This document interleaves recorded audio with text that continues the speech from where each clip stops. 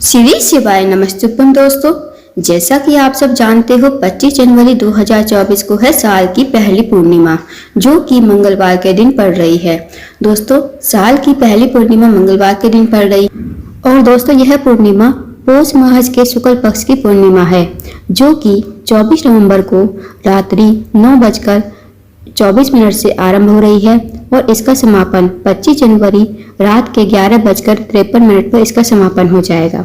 तो दोस्तों, उदय तिथि के अनुसार जो पूर्णिमा तिथि है वो आपको 25 जनवरी के दिन ही मनानी है, यानी 25 जनवरी को पूर्णिमा का व्रत रखा जाएगा। पूज्य गुरुजी प्रदीप मिश्रा जी ने कुछ विशेष उपाय बताए हैं जो आपको एकादशी तिथि के दिन करने हैं। यदि आप इन उपाय को करते हो तो आपकी जो भी मनोकामना होगी वो अतिशय पूर्ण होगी। अब चाहे आपकी मनोकामना धन से जुड़ी हुई हो, व्यापार से जुड़ी हुई हो, या आपकी नौकरी नहीं लग रही हो, आपके जीवन में जैसी भी समस्या चल रही हो, आपकी जो है मनोकामना जरूर पूर्ण होगी और आपकी समस्या भी दूर हो जाएगी इन उपाय को करने से। तो दोस्तों, पूज्य गुरु जी की कथा को सुनकर उपायों को अच्छे से समझाने का प्रयास करेंगे। तो आइए दोस्तों, जानते हैं उपाय कैसे करने हैं। जानते हैं दोस्तों पहले उपाय के बारे में।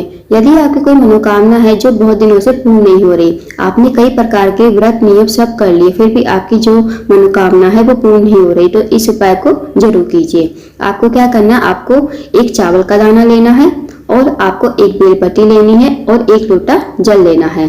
अब जो आप चावल का दाना लोगे ना दोस्तों और बेलपत्ती लोगे, वो कहीं से कटी फटी नहीं होनी चाहिए, इस बात का ध्यान रखें।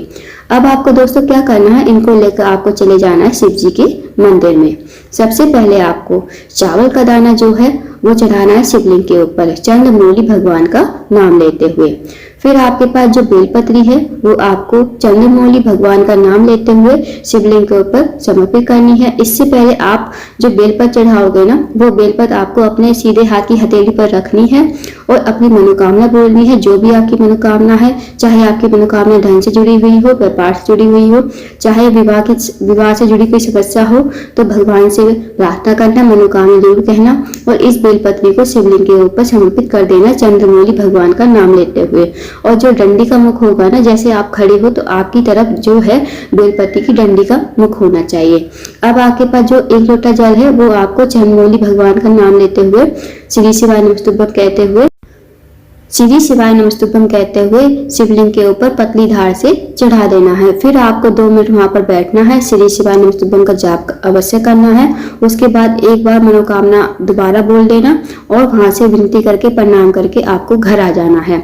इस उपाय को करके देखिए दोस्तों, बहुत ही अजूबा विशेष उपाय पूर्णिमा तिथि के दिन करने वाला। अब जानते हैं दोस्तों अगले उपाय के बारे में।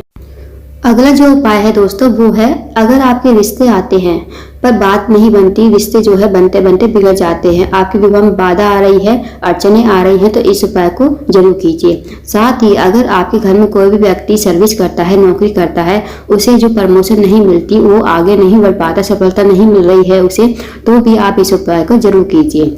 आपको क्या करना, आपको एक धतूरा लेना है जिसमें कांटे कांटे लगे रहते, वो आपको धतूरा लेना है और साथ ही आपको लेना है एक लोटा जल। अब आपको इसे लेकर शिव जी के मंदिर में चले जाना है। अगर दोस्तों आप डेली शिव जी की पूजा अर्चना करते हो, जैसे जल चढ़ाते हो, फूल चढ़ाते हो, दीपक लगाते हो, वैसे लगा लीजिए। इस उपाय को बाद में कीजिए और जब आपकी पूजा अर्चना हो जाए तब इस उपाय को कीजिए।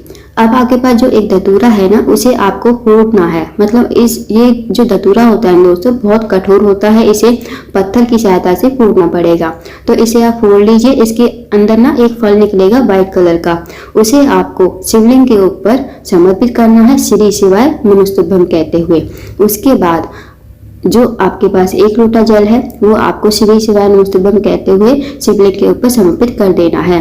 दोस्तों, अब आपको महादेव से प्रार्थना करनी है, जिस भी कार्य के लिए आपने ये उपाय किया है, चाहे वो विवाह के लिए किया हो, विवाह में बाधा आ रही है, अड़चने आ रही है, रिश्ते तो आते हैं पर जो है बात नहीं बनती, या आपने नौकरी के लिए किया है, नौकरी में सफलता पाना चाहते हो, मतलब आपने जिस भी कार्य के लिए उपाय किया है ना, महादेव से विनती करना और 2 मिनट मंदिर में जरूर बैठना, श्री शिवाय नमस्तुभ्यम का जाप करना, फिर आपको प्रणाम करके घर आ जाना है। इस उपाय को जरूर करके देखिए, बहुत ही अचूक और विशेष उपाय है।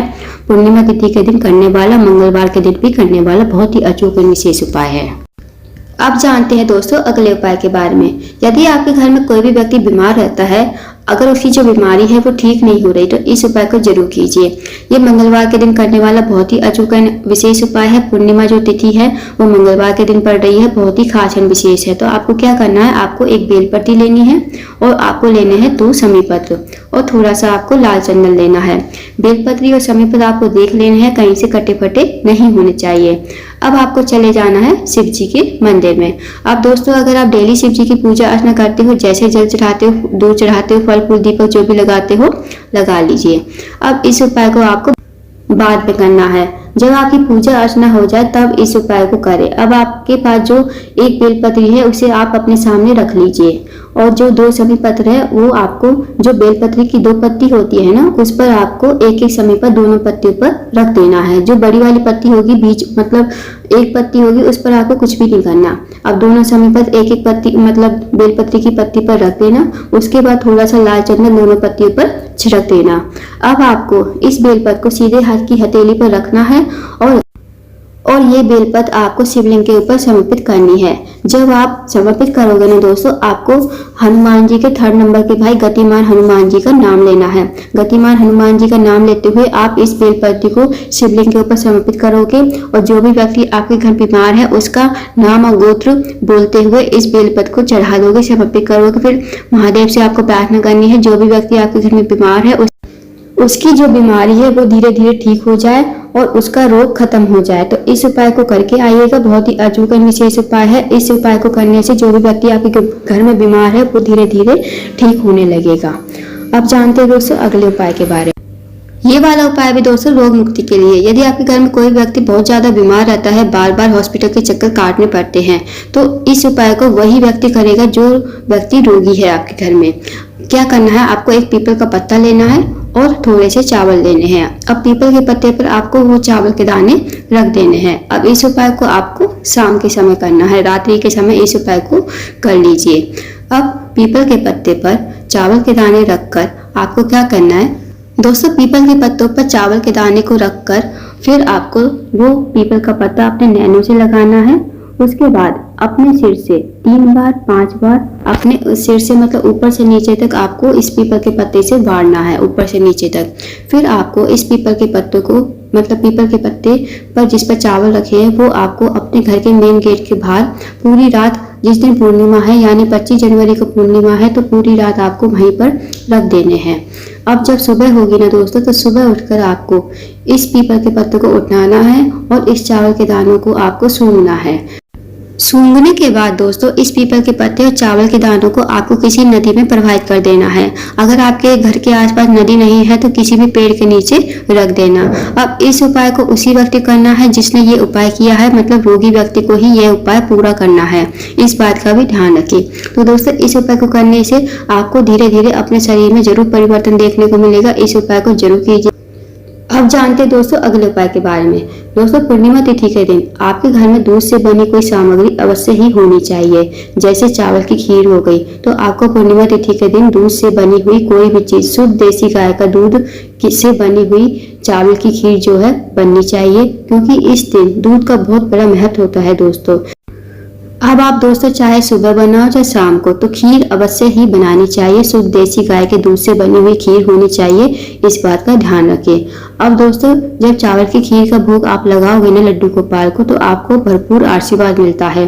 साथ ही जब इस प्रसाद मतलब इस भोग को आप प्रसाद के रूप में पूरी फैमिली मतलब जितने भी मेंबर हैं ग्रहण करते हो, तो लड्डू गोपाल का आशीर्वाद, भगवान का आशीर्वाद आपके ऊपर बना रहता है। आपके परिवार में खुशियां ही खुशियां रहती हैं। तो दोस्तों पूर्णिमा तिथि के दिन खीर जो है अवश्य बनाएं, चाहे आप सुबह बनाएं चाहे शाम को। तो दोस्तों ये थे कुछ विशेष उपाय जो आपको पूर्णिमा तिथि के दिन करने हैं। इन उपाय को अवश्य कीजिए। इन उपाय को करने से आपकी जो लाइफ है वो पूरी चेंज हो जाएगी। अगर आपको जानकारी पसंद आई हो, वीडियो को लाइक करें, शेयर करें, चैनल को जरूर सब्सक्राइब करें। कमेंट बॉक्स में श्री शिवाय नमस्तुभ्यम हर हर महादेव जरूर लिखें।